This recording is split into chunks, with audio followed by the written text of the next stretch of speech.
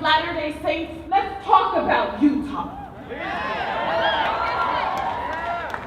I was here when Darian Hunt got shot. I thought his proximity to whiteness would save him. I thought his ward members would show up to the police station and demand accountability.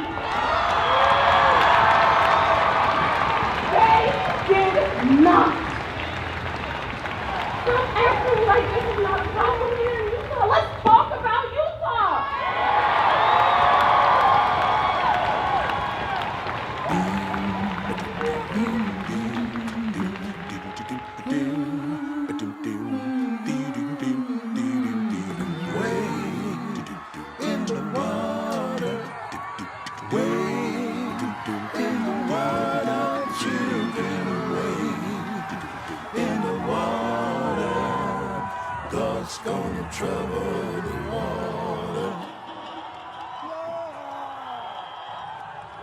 From the beginnings, Christianity in America has been a segregated business.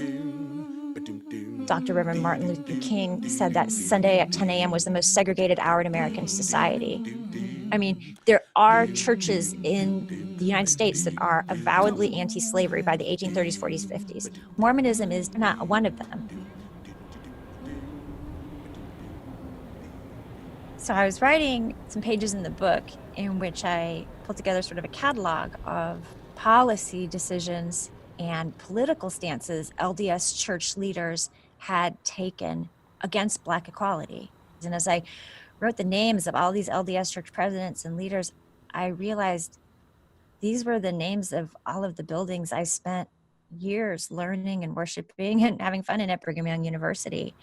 It bears noticing that the people who became leaders of the church were people who actively valued discrimination against Black people, long past the time when other faiths in the United States did.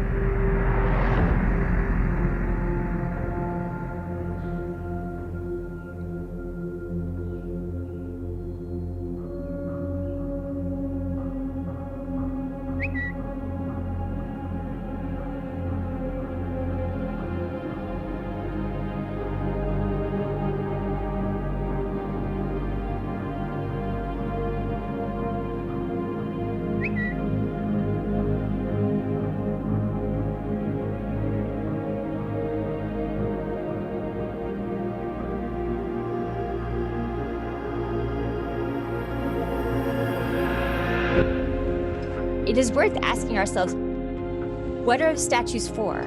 Why do we name buildings? Why do we name buildings after the people we name buildings after? What kind of environment does that create?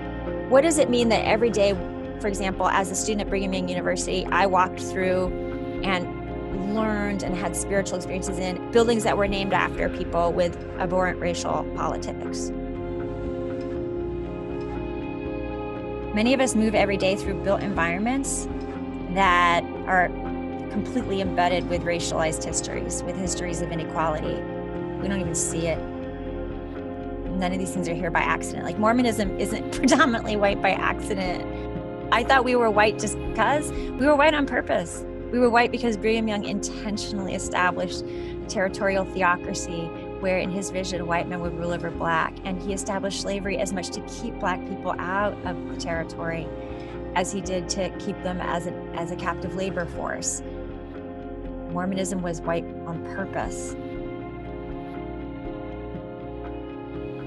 I wonder the extent to which we can be profoundly racist and be profoundly inspired at the same time. I wonder. I don't know.